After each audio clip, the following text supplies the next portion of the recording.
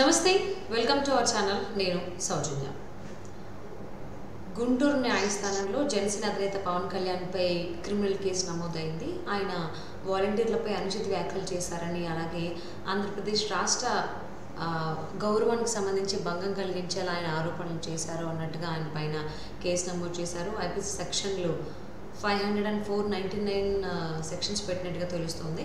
ఈ అంశానికి సంబంధించి మరింత సమాచారాన్ని మనం తెలియజేయడానికి, అలాగే వారి విశ్లేషణని మనతో పంచుకోవడానికి ఈరోజు మనతో పాటు ఉన్నారు సీనియర్ హైకోర్టు న్యాయవాది బత్తుల రామకోటేశ్వరరావు గారు. వారితో మాట్లాడతారు.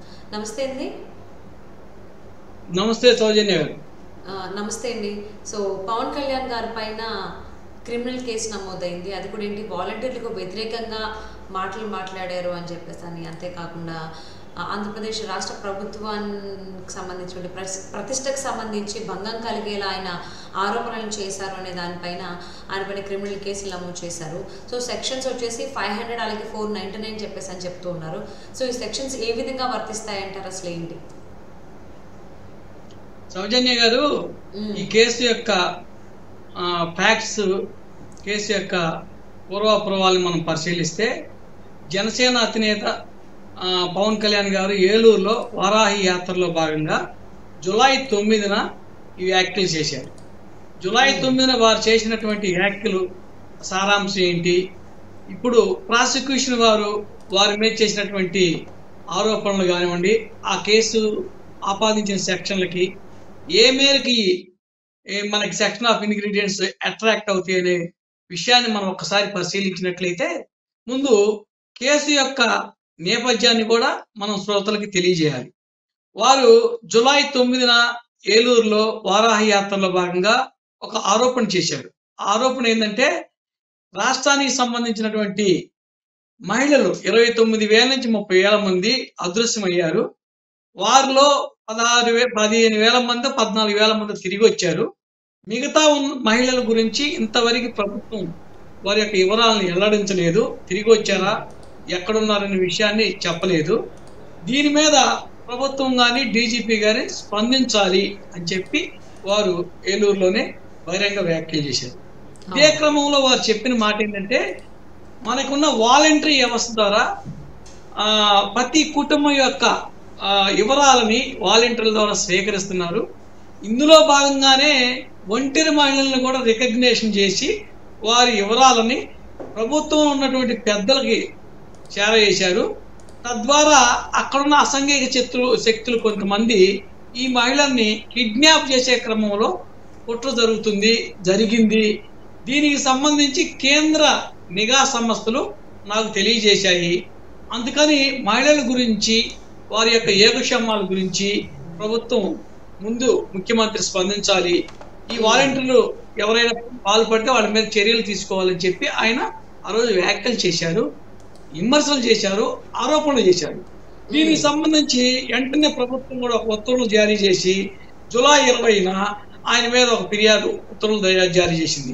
దాన్ని ఈరోజు గౌరవ గుంటూరు ప్రధాన న్యాయమూర్తి గారు కేసుని టేకప్ చేసి దాన్ని 4వ అదనపు కోర్టుకి సెక్షన్ 499, 500 సెక్షన్ కింద కేసు నమోదు చేసి వారిని మార్చి 25వ తారీఖు కోర్టు ముందు విచారణకి హాజరు కమ్మని ఈరోజు కోర్టు అదనపు 4వ జడ్జి శరత్ బాబు గారు యొక్క సమన్స్ కూడా ఎక్యూజ్డ్ సమన్ పవన్ కళ్యాణ్ గారికి జారీ చేయడం జరిగింది. సో అంటే ఇప్పుడు పవన్ కళ్యాణ్ గారు ఖచ్చితంగా ఈ విచారణకు సంబంధించి హాజరవ్వాలి అంటారా? విచారణకు సంబంధించి హాజరవ్వాలి, విచారణ ఎదుర్కోవాలి. కానీ ఈ ఆయన మీద ఆపాదించిన సెక్షన్ 499, 500 అంటే 499, 500 ఆఫ్ ఐపీసీ కింద ఏ మేరకు ఆయన మీద విచారణ చేయడానికి ఈ సెక్షన్స్ సారాంశం ఏంటి, ఈ సెక్షన్ కింద పవన్ కళ్యాణ్ గారు చేసినటువంటి ఆరోపణలు నేర పరిధిలోకి వస్తాయా రావా అని ఒక న్యాయ నిపుణుడిగా ప్రేక్షకులు మీ ద్వారా తెలియజేస్తూ ఉంటాను. విషయం ఏంటంటే, మనం అసలు 499, 500 ఆఫ్ ఐపీసీ ఏం చెబుతుందంటే, ఎవరైనా ఒక person caused the injury to damage of the reputation, ఒక వ్యక్తిని కానీ, ఒక సంస్థని కానీ, లేదా కొంత ఆర్గనైజేషన్ కానీ ఏదైనా బాధపడే విధంగా, వాళ్ళకి నష్టం జరిగే విధంగా, డ్యామేజ్ జరిగే విధంగా పర్సనల్ గా గ్రడ్జ్ పెట్టుకొని ఏదైనా యాక్టివ్ చేసి వాళ్ళని అవమానిస్తే దాని కింద పరువు నష్ట దావా అనేది మనకి క్రిమినల్ కేసులో దాఖలు చేస్తూ ఉంటారు. కానీ ఇక్కడ పవన్ కళ్యాణ్ గారు చేసినటువంటి ఆరోపణ ఇది ఆయన చేసినటువంటి ఇంజూరీ రిప్యుటేషన్ సంబంధించింది కాదు. మనకి దీని మీద సుప్రీంకోర్టు కేరళ సంబంధించిన జడ్జిమెంట్స్ కూడా 1966లో కానివ్వండి 1970లో కానీ కొన్ని జడ్జిమెంట్స్ వచ్చినాయి. ఎవరైనా ఒక వ్యక్తి ఆరోపణ చేస్తే ఆరోపణని పరువు నష్టం కింద తీసుకోవడానికి అవకాశం లేదు. ఎవరైనా పర్సనల్ గా ఇంజూరీ రిప్యుటేషన్ కి ఇంజూరీ చేస్తే మాత్రమే దాన్ని తీసుకోవాలి. ఒక వ్యక్తిని సంబంధించి ఉద్దేశించి వాళ్ళ క్యారెక్టర్ ని కానీ వాళ్ళ యొక్క వ్యక్తిత్వాన్ని కానీ వాళ్ళ యొక్క కించపరిచే విధంగా కానీ వాళ్ళు డ్యామేజ్ చేసే విధంగా కానీ ఉంటేనే దాన్ని పరువు నష్ట దావా కింద తీసుకోవడానికి అవకాశం ఉంది. ఇందులో పవన్ కళ్యాణ్ గారు చేసింది ఎక్కడా కూడా వాళ్ళ మీద డ్యామేజ్ చేసేటటువంటి పరిస్థితి కాదు. ఇది ఒక ఆరోపణ చేశారు. ఈ విధంగా మహిళలు కిడ్నాప్ గురయ్యారు లేదా అదృశ్యమయ్యారు, వారి గురించి ఈ రోజు ఉన్నటువంటి వ్యవస్థలో ఉన్నటువంటి ముఖ్యమంత్రి గారు ఎందుకు మాట్లాడలేదు? కింద స్థాయి ఉన్నటువంటి వాలంటీర్ల యొక్క చర్యల వల్ల ఇది జరిగిందని నాకు సమాచారం ఉంది, ఇంటెలిజెన్స్ రిపోర్ట్ ఉంది, కేంద్రం నుంచి సమాచారం ఉంది, దాని మీద డీజీపీ గారు ఎందుకు గమ్మునుంటున్నారు అని వారు యాక్టివ్ చేశారు, ఆరోపణలు చేశారు.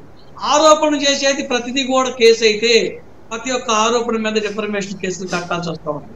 ఈరోజు పవన్ కళ్యాణ్ గారు చేసినటువంటి ఆరోపణలే మాత్రమే కానీ అవి ఎవరిని కూడా కించపరిచే ఉద్దేశంగా కానీ ఎవరిని నష్టం వాటిల్లే విధంగా కానీ ఎవరిని భంగపరిచే విధంగా కానీ లేదనేది ఒక న్యాయ నిపుణుడిగా న్యాయవాదిగా నేను చెప్తాను. కానీ ఇక్కడ ఏంటంటే వాలంటీర్లపై ఇలా అనుచిత వ్యాఖ్యలు చేయడం వల్ల వాళ్ళ మనోధైర్యాన్ని దెబ్బతీసినట్లుగా చెప్తూ ఉన్నారు. సో పవన్ కళ్యాణ్ గారి వ్యాఖ్యలు అలా మనోధైర్యాన్ని కనుక అంటే వాలంటీర్ల మనోధైర్యాన్ని కనుక తగ్గించినట్లయితే కానీ ఒంటరి మహిళల పరిస్థితి ఏంటి అంటారు? అది కదా ముఖ్యంగా మాట్లాడాల్సింది.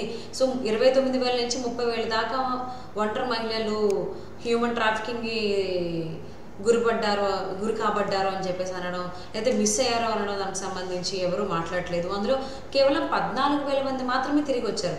రిమైనింగ్ 16,000 మంది లేదా 15,000 మంది పరిస్థితి ఏంటి? దాని గురించి మాట్లాడకుండా వాలంటీర్ల మనోధైర్యానికి సంబంధించి మాట్లాడడం, ఇలా క్రిమినల్ కేసులు జనసేన అధినేత పవన్ కళ్యాణ్పై నమోదు చేయడం అనేది ఏ విధంగా చూడాలి అంటారు? ఇప్పుడు మన ప్రజాస్వామ్యంలో ప్రజాస్వామ్య ప్రభుత్వాలు మనం గత 75 సంవత్సరాల నుంచి కూడా మహిళలకి రక్షణ లేదనే విషయం మీద ప్రతి ప్రభుత్వం కూడా మనం ప్రశ్నిస్తూనే ఉన్నాము. ప్రతి ప్రభుత్వం కూడా మహిళల పరిరక్షణ కోసం వాళ్ళు పాల్పడుతూనే ఉన్నారు. ఈ రోజు మన మహాత్మా గాంధీ గారు చెప్పారు, ఒక స్త్రీ అర్ధరాత్రి దేశంలో ఒంటరిగా ప్రయాణించినప్పుడే ఈ దేశానికి నిజమైన స్వతంత్రం వచ్చిందని మనం భావిస్తూ ఉన్నారు. ఈరోజు ఈ మహిళలు అనేవాళ్ళు 30,000 మంది భారతీయులు ప్రత్యేకించి ఆంధ్రప్రదేశ్ సంబంధించిన వాళ్ళు కనిపించకుండా అదృశ్యం అయిపోయినప్పుడు ఈ వాలంటరీ వ్యవస్థ ఉంది కదా, వాలంటరీ వ్యవస్థ దాని యొక్క నిఘా చెప్పాలి కదా. ఏ ఇంట్లో మహిళ మిస్ అయింది, ఉమెన్ మిస్సింగ్ కేసులు కానివ్వండి, అదేవిధంగా మిస్ అయిన ఒక ఉమెన్ వివరాలు కానివ్వండి, ఇవి చెప్పాలి.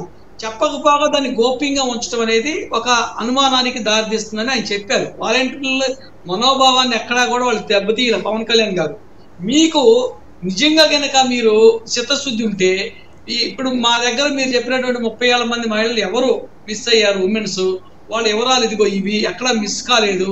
14 మంది కాకుండా మిగతా 16,000 మంది కూడా వచ్చారు. మీరు 14,000 మందికి వివరాలు ఇచ్చినారు, మిగతా 16,000 మంది గురించి మీరు ఎందుకు చెప్పలేకపోతున్నారు? దాని గురించి కౌంటర్ ఎలిగేషన్ పవన్ కళ్యాణ్ గారు చేసినప్పుడు దానికి సమాధానం ఎందుకు చెప్పట్లా? ప్రజాస్వామ్యంలో ప్రశ్నించే హక్కు ప్రతి ఒక్కరికి ఉంది. ఆయన బాధ్యతాయుతమైన విపక్ష నాయకుడిగా, ఒక పార్టీ అధ్యక్షుడిగా ఆయనకు అందినటువంటి intelligence report from the central government, కేంద్రం నుంచి వచ్చినటువంటి నిఘా వ్యవస్థల సమాచారం మేరకే అన్నారు. వారు ఏమన్నా మీకు ఎవరు సమాచారాలు ఇచ్చారో ఆ మిస్ అయిన వాళ్ళు వివరాలు ఏంటి చెబితే మేము చూసి వాళ్ళు ఎదుగుతామని చెప్పాల్సిన బాధ్యత ప్రభుత్వం మీద ఉంది. అంతేగాని వాలంటీర్ల యొక్క మనోధైర్యాన్ని దెబ్బతీశారు, అదేవిధంగా కించపరిచారు. ఇక్కడ పర్టికులర్గా ఎవరిని కించపరిచినట్టుంది? ఎవరిని కూడా కించపరిచినట్టు లేదు. ఇప్పుడు ఇందులో ఫిర్యాదుదారుడు కూడా ఎవరు మనకు చూస్తే తాడేపల్లికి సంబంధించి అంతేదికి సంబంధించి బి పవన్ కుమార్ అనే వ్యక్తి చేత ఫిర్యాదు చేయించాడు. ఆ ఫిర్యాదులో కూడా పవన్ కళ్యాణ్ ని టార్గెట్ చేస్తూ తెలుగుదేశం పార్టీ పొత్తుగా వెళ్తున్నారు కాబట్టి ఈ పొత్తుని విచ్ఛిన్నం చేసే భాగంలో ఆయన భయపించి బెదిరించి ఆయన నయానో భయానో లొంగ తీసుకోవడానికి పెట్టిన కేసులాగా ఉంది. కానీ నిజంగా మీరు మిమ్మల్ని ఎవరిని వ్యక్తిగతంగా పలానా వాలంటీర్నో పలానా ముఖ్యమంత్రి గారి చర్యల వల్ల జరిగిందనో పలానా పోలీసు వారిను ఆయన కించపరిచే విధంగా ఎక్కడా కూడా మాట్లాడాల. జరిగిన అన్యాయం గురించి వారాహయాత్రలో కూడా కేవలం ప్రశ్నించడమే జరిగింది. సో ఉన్నమాట అంటే ఉలికి ఎక్కువ అన్నట్టుగా అనిపిస్తుంది వీళ్ళ పరిస్థితి చూస్తున్నట్లయితే. తాడికొండ మండలం కంతెరకు సంబంధించిన బి పవన్ కుమార్ ఇంకొంతమంది వాలంటీర్లు కలిసి ఈ ఫిర్యాదు చేయడం జరిగింది. సో పబ్లిక్ ప్రాసిక్యూటర్ కూడా వీళ్ళకి అనుకూలంగానే మాట్లాడుతున్నారు. మరి రాబోయేటువంటి రోజుల్లో అసలు విషయం గురించి, ఎందుకంటే 14,000 మంది మహిళలు, ఒంటరి మహిళలు కనిపించకుండా పోవడం అనేది చిన్న విషయం కాదు. సో దాని మీద కొంచెం న్యాయస్థానమైన తన దృష్టిని కేంద్రీకృతం చేసిందని చెప్పేసి ఆశిద్దామండి. ఇలాంటి క్రిమినల్ కేసు బనాయించడం అనేది ఇప్పుడున్నటువంటి ఆంధ్రప్రదేశ్ ప్రభుత్వానికి కొత్త ఏమీ కాదు. చాలా రోజుల నుంచి కూడా ఇలాంటివి జరుగుతూనే ఉంది, ఇలాంటి చర్యలు చేస్తూనే ఉంది. సో ఇక్కడ ముందు మనం మాట్లాడుకోవాల్సింది, దృష్టి కేంద్రీకరించాల్సింది అసలు ఈ ఒంటరి మహిళలకు సంబంధించి ఈ 14,000 నుంచి 16,000 మంది దాకా మిస్ అయ్యారు. కాబట్టి వాళ్ళు తిరిగి మళ్ళీ రావాలి, వాళ్ళ అడ్రస్ ఎక్కడ తెలుసుకునే ప్రయత్నం న్యాయస్థానంలో జరుగుతుంది, న్యాయం జరుగుతుందని ఆశిద్దామండి.